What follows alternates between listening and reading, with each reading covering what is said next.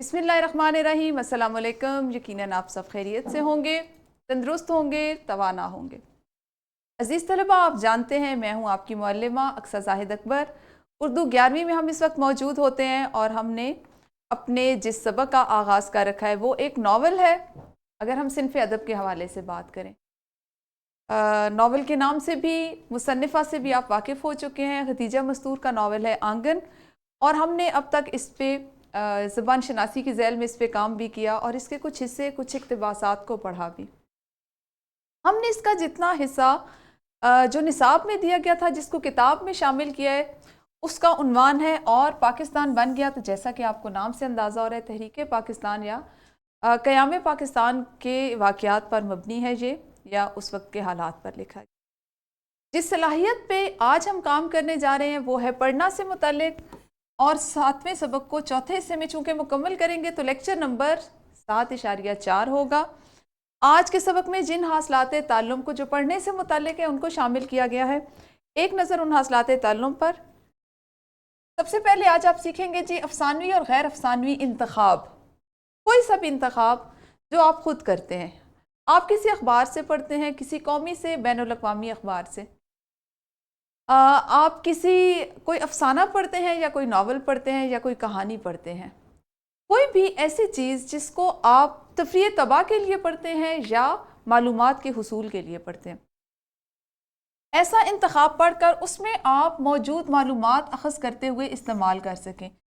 आप सबको यकीनन याद होगा कि जब इससे पहले हमने इस हासिल ताल्लुम पे काम किया था, इसको पहली मरतबा सीखा था, तो उस वक्त मैंने आपको बताया था कि सिर्फ ये नहीं होता कि हम किताबें पढ़ लें, हम अखबारात पढ़ लें, हम कई सफ़े, कई घंटे बैठकर कई 100 सफ़ात को पढ़ लें, और जब हम उठें तो हमारा दिमाग बिल्कुल वैसे ही खाली है जैसे पहले होता। बल्कि हकीकतन पढ़ना वो पढ़ना होता है कि जिसमें फ़हम भी हो, आपको समझ भी आए, आप उसका इतलाक़ रोज़मर्रा ज़िंदगी पर भी करें, और उसके बाद उन हासिल करदा मालूमात से आप फ़ायदा भी उठाएं और उनको इस्तेमाल भी करें, खा वो तकरीर हो, खा तहरीर हो।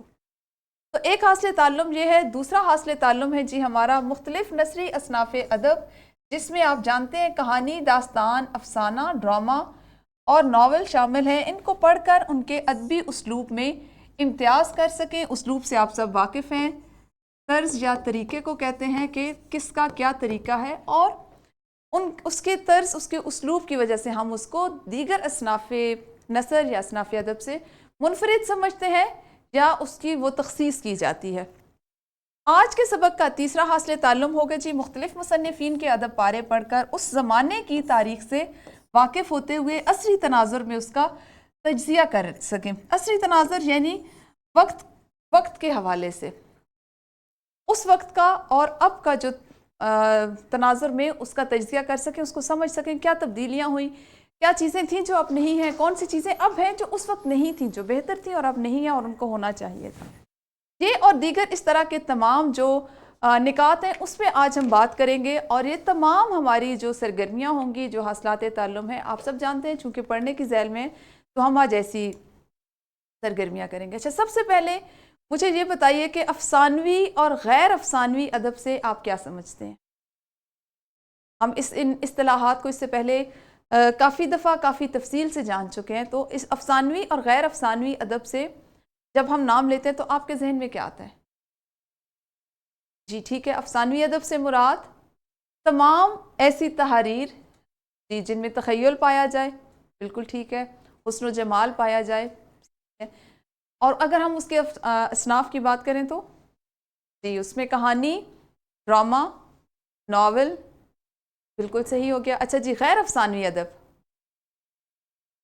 हाँ जी, कॉलम, इदारिया, मज़मून, तनकीद, तज्ज़िये, तबसरे, बिल्कुल सही है, तकरीर, ठीक है, शाबाश।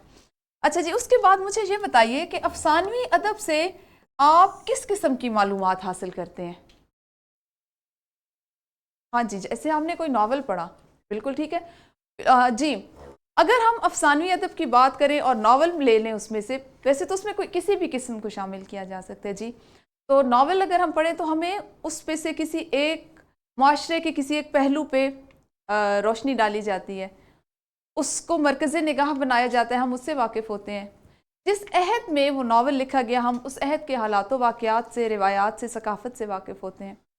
بالکل صحیح۔ اسی طرح اگر ہم ڈرامے کی بات کر لیں تو جس دور میں جس عہد میں لکھا گیا اس وقت کے رسم و رواج، اس وقت کے مسائل، اس وقت کے خوشیاں، لوگوں کے رہن سہن کا طریقہ اس سے واقف ہوتے ہیں۔ ہاں جی، سب سے اہم تفریح طبع ہوتی ہے ہمیں حاصل۔ اچھا جی، اسی طرح دوسری صنف ہے ہمارے پاس غیر افسانوی ادب۔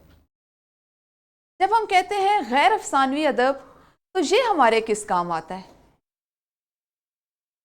جی بالکل صحیح ہے، غیر افسانوی ادب ہماری روزمرہ زندگی میں ہم وہ تمام چیزیں جو سیکھ رہے ہیں کتابوں کی صورت میں، اخبارات سے، رسائل سے، میگزین سے، جو ہمارا سوشل میڈیا اس پہ جو پوسٹس ہوتی ہیں، جو بلاگز ہوتے ہیں، بالکل وہ غیر افسانوی ادب ہوتا ہے، کیونکہ وہ حقائق پر مبنی ہوتے ہیں، معلومات ہوتی ہیں اس میں، اور اس میں بہت سادہ زبان میں بات کی جاتی ہے، تخیل کا رنگ نہیں ہوتا۔ بالکل بالکل۔ تو غیر افسانوی ادب سے ہم روزمرہ زندگی کے حالات و واقعات سے واقف ہوتے ہیں، ان مسائل جو ہمارے ارد گرد ہیں، وہ خواہ معاشی ہیں، معاشرتی ہیں، اخلاقی ہیں، ثقافتی ہیں، ان سے واقف ہوتے ہیں اور ان کا حل چاہتے ہیں۔ جی اچھا جی، آپ لوگوں کے لیے چونکہ ہم پڑھنے سے متعلق سرگرمیاں کر رہے ہیں اور ہمارے تینوں حاصلات تعلم ایک دوسرے سے مربوط ہیں، ایک دوسرے سے جڑے ہوئے ہیں، تو اسی ذیل میں کچھ سرگرمیاں آج ہم کریں گے۔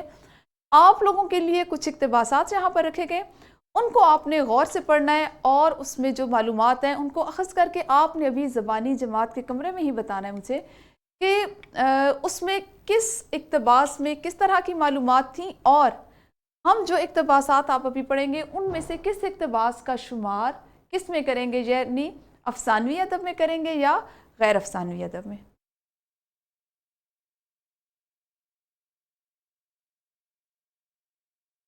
ہاں جی، یہ آپ کو نظر آ رہا ہے؟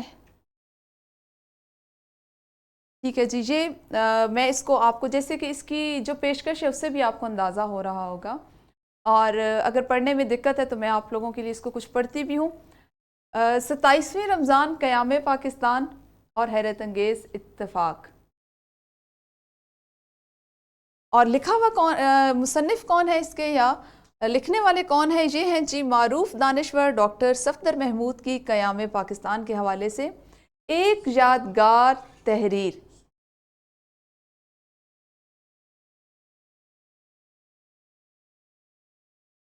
اب آپ کو نسبتاً مزید بہتر نظر آ رہا ہوگا۔ میں بارہا لکھ چکا ہوں کہ انسان زندگی بھر سیکھتا رہتا ہے اور سیکھنے یا علم حاصل کرنے کا سلسلہ قبر تک جاری رہتا ہے۔ اس لیے علم و تحقیق کی دنیا میں کوئی بات حرف آخر نہیں ہوتی اور نہ ہی کوئی انسان کامل علم کے حصول کا دعویٰ کر سکتا ہے۔ میں ایک معمولی سا طالب علم ہوں اور ہر لمحہ سیکھنے کی آرزو رکھتا ہوں۔ البتہ میں اس بات کا قائل ہوں کہ بحث یا تبادلہ خیال علمی انداز میں اور تہذیب کے دائرے میں ہونا چاہیے اور تنقیص اور طنز سے بچنا چاہیے۔ تنقیص اور طنز سے علمی تکبر کا اظہار ہوتا ہے، اور علم تکبر نہیں سکھاتا بلکہ عاجزی سکھاتا ہے۔ صرف اقتدار، اختیار، دولت، عہدے اور شہرتی تکبر میں مبتلا نہیں کرتے، میں نے لوگوں کو علم کے تکبر میں بھی مبتلا دیکھا ہے۔ سوال یہ ہے کہ پاکستان کس دن معرض وجود میں آیا؟ میں اپنی بات بعد میں کروں گا، پہلے وہ معتبر حوالے دے لوں، اگرچہ ایسے حوالوں کی تعداد سینکڑوں میں ہے۔ اس سلسلے میں نہایت معتبر کتاب پاکستان کرونیکل مرتبہ عقیل عباس جعفری ہے۔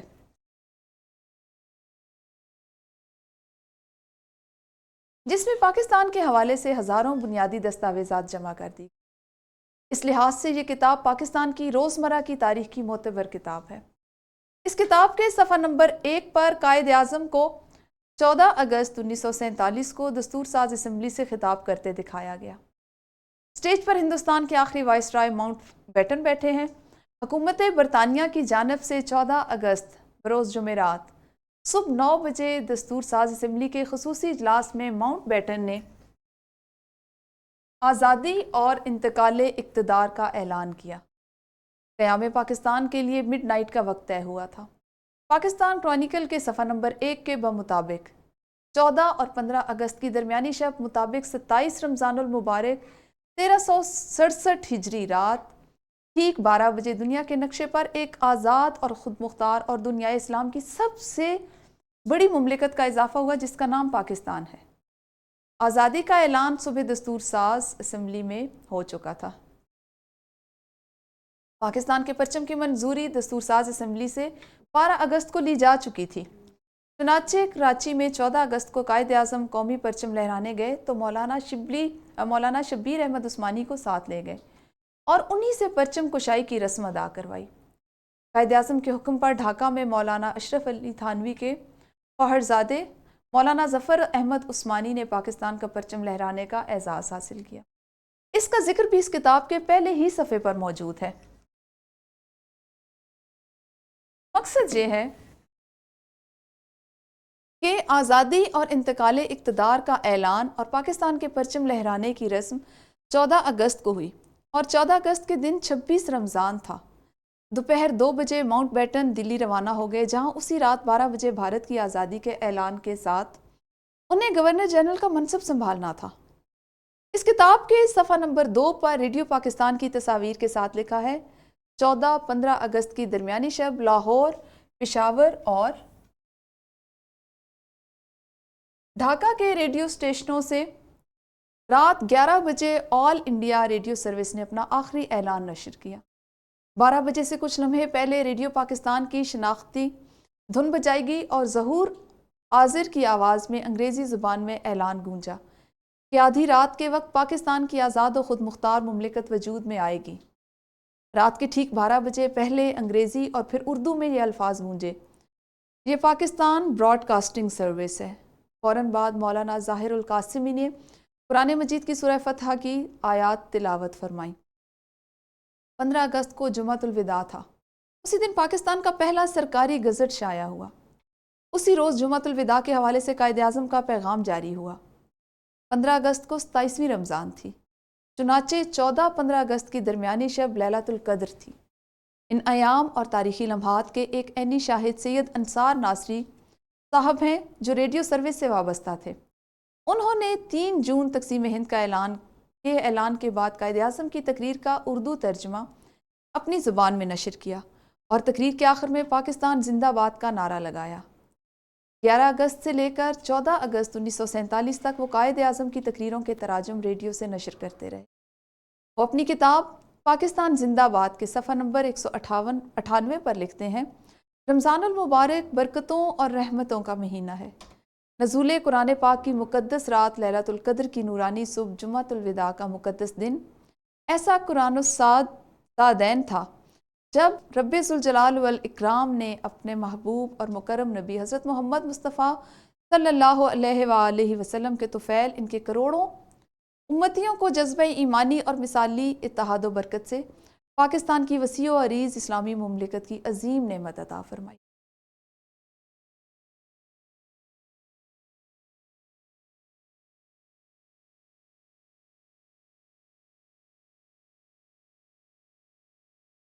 بلا شبہ پاکستان کی دستور ساز اسمبلی میں آزادی کا اعلان 14 اگست کو ہوا۔ اسی روز پاکستان کے پرچم سرکاری طور پر لہرائے گئے اور 14-15 اگست کی نصف شب پاکستان کا قیام عمل میں آ گیا۔ چنانچہ پہلا یوم آزادی 15 اگست کو منایا گیا۔ رمضان المبارک کی آخری راتیں قرآن مجید کے نزول کے حوالے سے اہم اور مقدس ہیں۔ رہا لیلۃ القدر کا مسئلہ تو وہ 27ویں رمضان کے ساتھ منسلک نہیں۔ اس خاص اور مقدس رات کے حوالے سے تمام احادیث کا مفہوم ہے کہ حضور نبی کریم صلی اللہ علیہ وآلہ وسلم نے فرمایا کہ اسے رمضان کے آخری عشرے کی طاق راتوں میں تلاش کرو اور رات بھر عبادت کرو۔ پاک و ہند میں لیلۃ القدر کو 27ویں رمضان کے ساتھ وابستہ کر لیا گیا ہے، جو صحیح نہیں ہے۔ یہ درست ہے کہ بھارت بھی اسی رات آزاد ہوا، لیکن کیا بھارت مسلمان ملک ہے؟ اسلام کے نام پر قائم ہوا ہے؟ کیا بھارت رمضان، 27ویں رمضان اور نزول قرآن کے تقدس کو سمجھتا ہے؟ 14-15 اگست سن 47 کی شب بہت سے واقعات ہوئے ہوں، لیکن ہم بات کر رہے ہیں پاکستان کی، جسے قائد اعظم نے پریمیئر اسلامی ملک اور عالم اسلام کا حصار یعنی فورٹریس قرار دیا۔ بھارت تو پہلے سے موجود تھا۔ بھارت کو تقسیم کر کے دنیا کے نقشے پر جو نیا ملک ابھرا اور مارز وجود میں آیا، اس کا نام پاکستان ہے۔ یہ بہرحال ایک تاریخی، منفرد اور عظیم الشان کارنامہ تھا جو اللہ سبحانہ و تعالیٰ کی رحمت سے سر انجام دیا گیا۔ اسی لیے میرے درویش استاد بزرگ پروفیسر مرزا منور کہا کرتے تھے کہ پاکستان پر اللہ پاک کی رحمت کا سایہ ہے۔ میرے محترم کرم فرما ڈاکٹر اسرار احمد کہا کرتے تھے کہ پاکستان اللہ پاک کا انعام ہے۔ وہ قرآن حکیم کی ایک آیت کا حوالہ دے کر کہا کرتے تھے کہ جب انعام الہی کی قدر نہ کی جائے تو سزا بھی ملی۔ یہ اپنے اپنے نقطۂ نظر، احساسات اور تصورات کا معاملہ ہے جسے سب کا متفق ہونا ضروری نہیں۔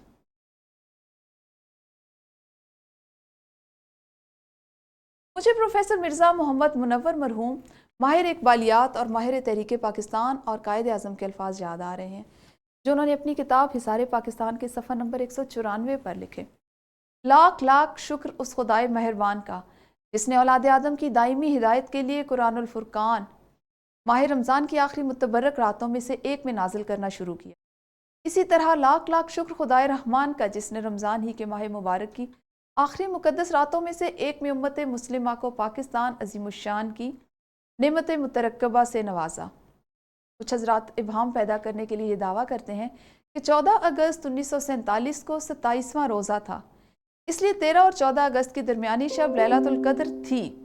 ریکارڈ کی درستی اور تاریخ پاکستان کو مسخ ہونے سے بچانے کے لیے عرض کر رہا ہوں کہ آپ کراچی سے شائع ہونے والا ڈان کا پہلا پرچہ دیکھ لیں جو 15 اگست 1947 کو شائع ہوا۔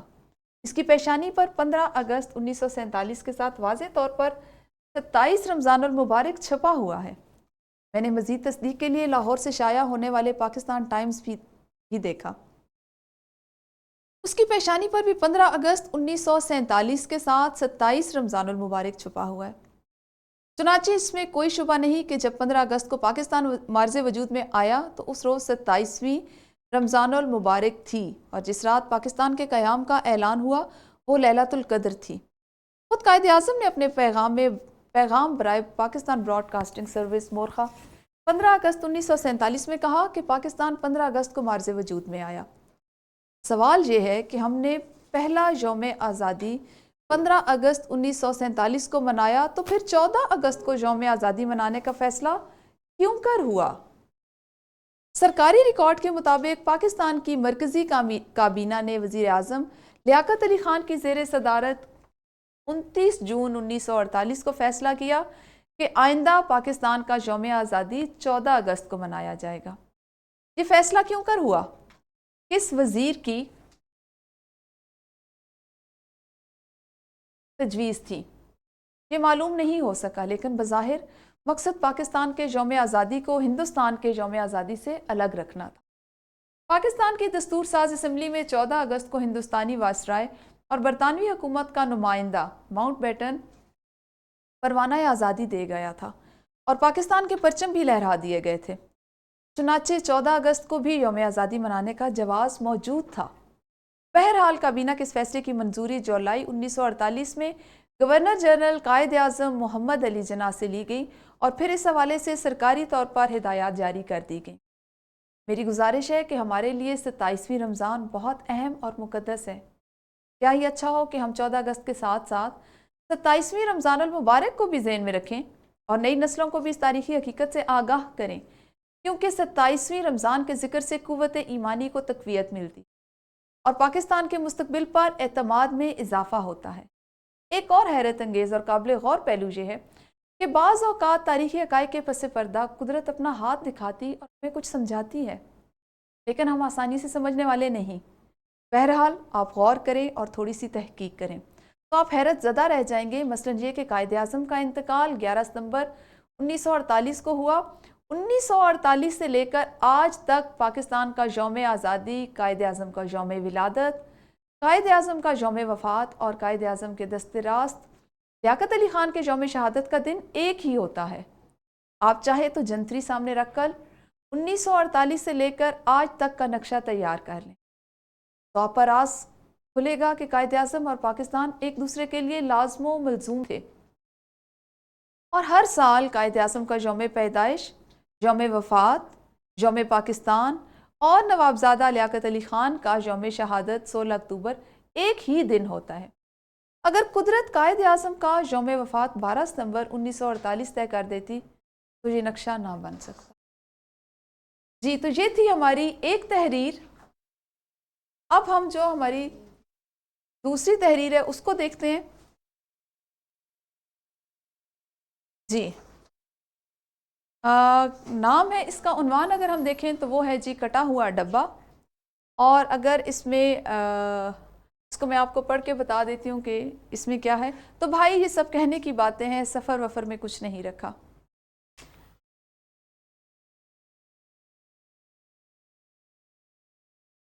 بندو میاں کی داستان بڑی دلچسپی سے سنی گئی تھی. آئمہ بیٹے آپ کو نظر آ رہا ہے، آپ اس کو پڑھیں گی؟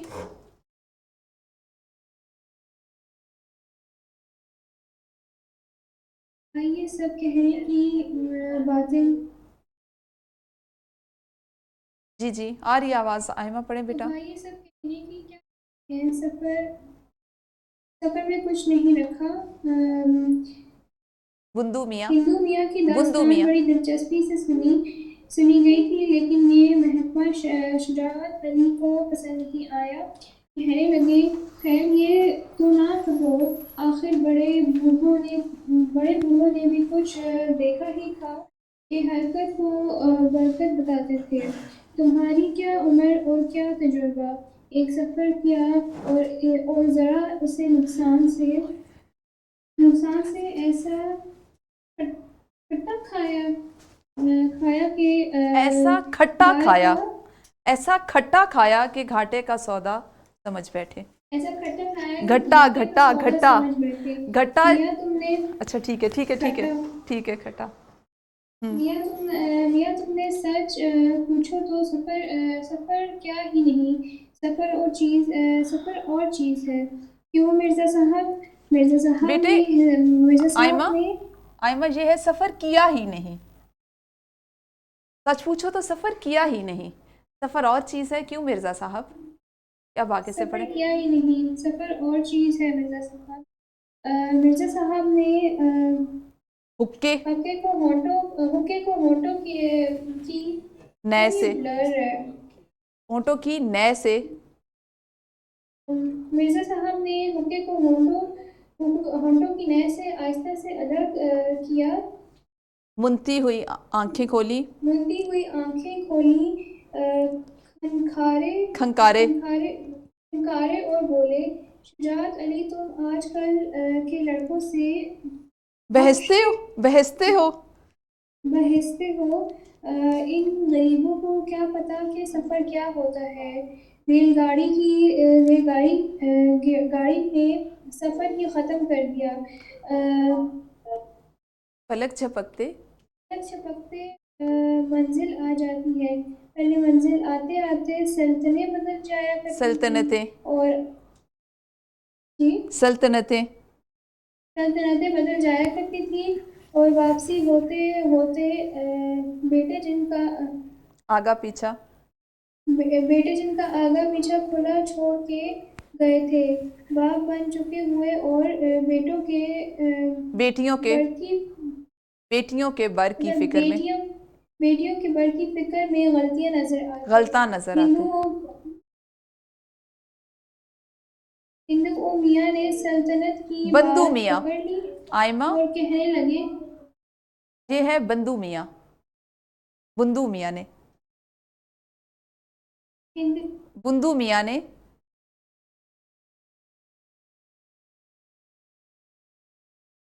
ہندو میاں نے بندو سلطنت کی میاں. بات آئمہ پکڑ لی اور کہنے لگے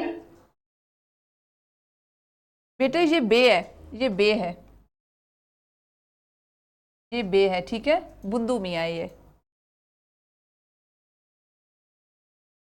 جی پڑھیں پڑھیں بیٹے.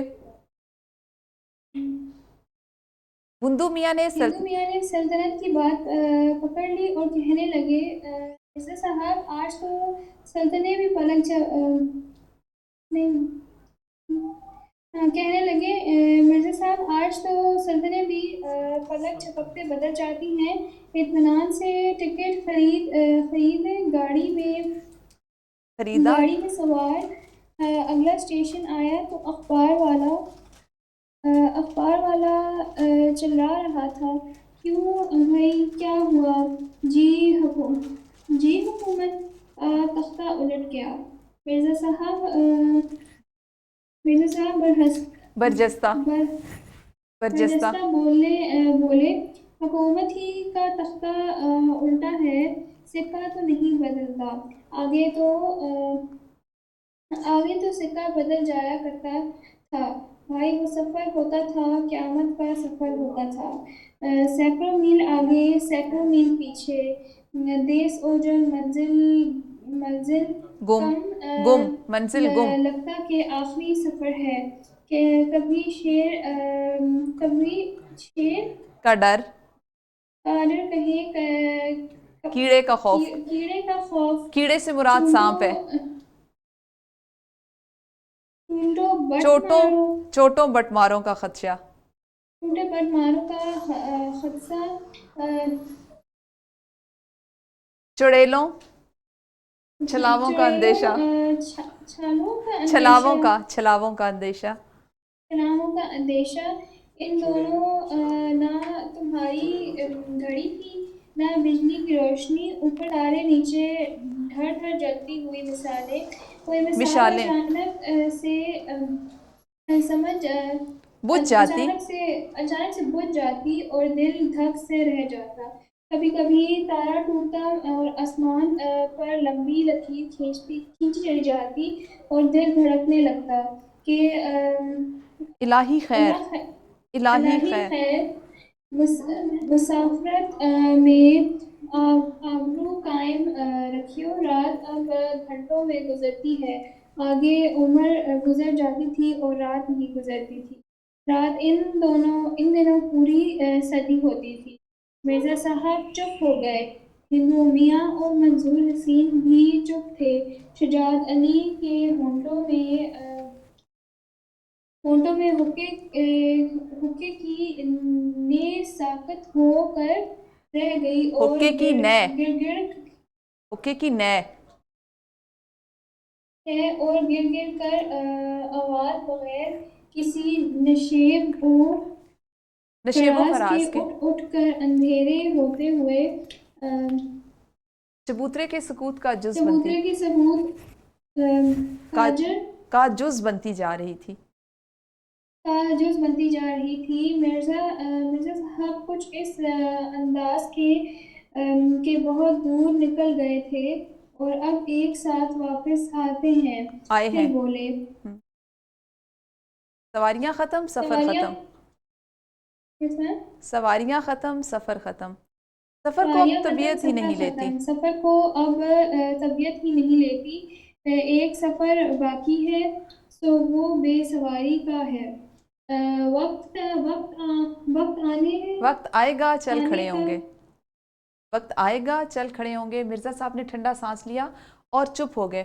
اچھا آئمہ اور باقی بچے بھی یہ ڈسکرپشن باکس میں آپ لوگوں کا یہ موجود ہے، اس کا لنک آپ لوگوں نے آج اس کو پڑھ لینا ہے تاکہ کل ہم جہاں سے ہم نے چھوڑا اس کو دوبارہ سے پڑھیں گے، اور اس کے بعد ہم دیکھیں گے کہ ان دونوں اقتباسات میں کس کس طرح کی معلومات تھیں اور اس کا شمار ہم کس صنف میں کریں گے، اور اس کے بعد کل ہمارا سبق یہیں سے جاری ہوگا، لیکن کوشش کیجیے گا کہ اس کی اچھے سے پڑھائی کر لیں۔